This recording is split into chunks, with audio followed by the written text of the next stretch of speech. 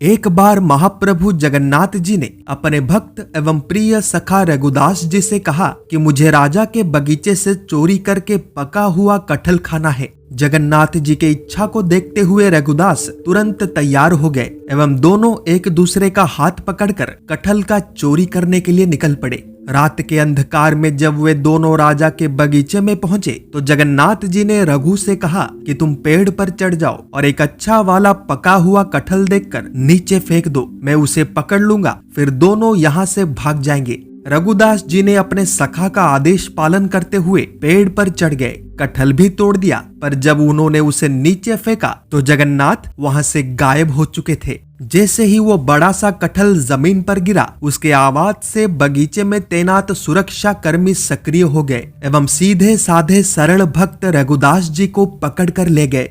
महाप्रभु जगन्नाथ बहुत ही नटखट स्वभाव के हैं एवं आए दिन अपने भक्तों के साथ ऐसी शरारतें करते रहते हैं, परंतु अंत में बचा भी लेते हैं। ये कहानी काल्पनिक नहीं है बल्कि 101% सत्य है और आज पुनर्वार एक ऐसा ही कहानी देखने को मिला है। ओडिशा के गंजाम जिले के निवासी 55 से 60 साल आयु के बलराम महाराणा जी को एक सपना आया था। सपना पुरी के जगन्नाथ मंदिर के शिखर पर चढ़ने का, क्योंकि उन्होंने अपने एक इच्छा पूर्ति का वरदान महाप्रभु जगन्नाथ जी से मांगा था। इच्छा पूरा हुआ और बलराम महाराणा एक जोड़ी वस्त्र में पूरी धाम के लिए निकल पड़े।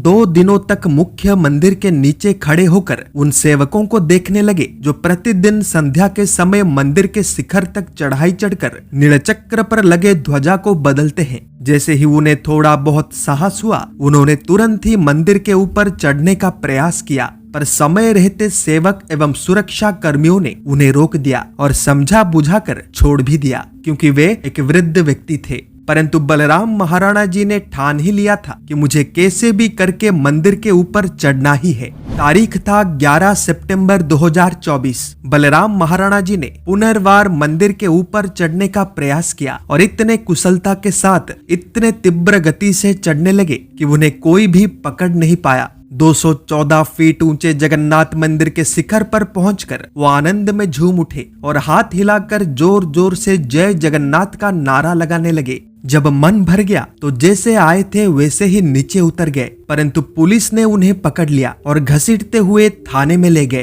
क्योंकि आज राजा शासन नहीं है बल्कि संविधान का शासन है, जिस संविधान में बलराम महाराणा जी का यह कार्य एक अपराध है।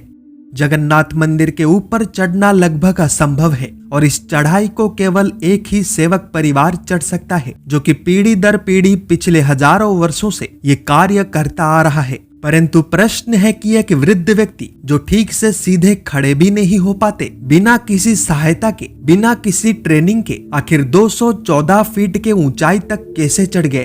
कौरी करौ थाउ तू ही, तो बिना अन्य गति नहीं, यानी करने वाला भी मैं, कराने वाला भी मैं, और मेरे अनुमति के बिना यहाँ कुछ भी करना संभव नहीं है। कुछ समझे? इस घटना से ठीक पूर्व यानी 7 सितंबर की शाम जगन्नाथ मंदिर के ऊपर लगे ध्वजा पर एक मांसाहारी पक्षी बैठा हुआ दिखा था। अनेकों को ये सामान्य घटना लग सकता है, पर शास्त्रों में वर्णित तथ्य इसे किसी बड़े संकट का संकेत कहते हैं और इतिहास भी इस बात को सत्य प्रमाणित करता है।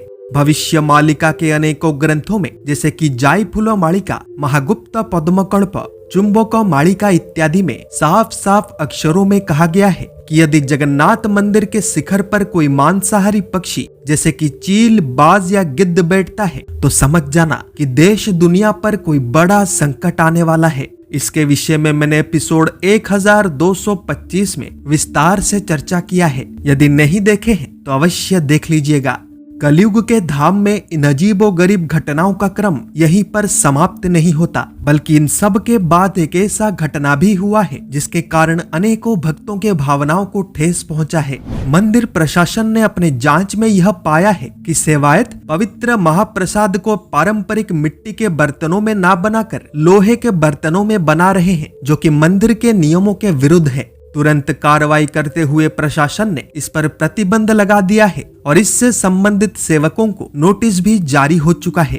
धाम में कली के आगमन का प्रमाण प्रतिदिन मिल रहा है, जिनमें से कुछ का खबर बाहर आता है और कुछ अंदर ही दब कर रह जाते हैं। परंतु इन सभी घटनाओं ने इस बात को सिद्ध कर दिया है कि अब मनुष्य जाति के लिए अत्यंत कठिन तथा संघर्षपूर्ण कालखंड का आरंभ हो चुका है। जैसा कि 600 वर्ष पूर्व पंच सखाओं ने कहा था, एक तरफ पूरे विश्व पर एक से अधिक महामारी का संकट मंडरा रहा है एवं दूसरी तरफ विश्व युद्ध।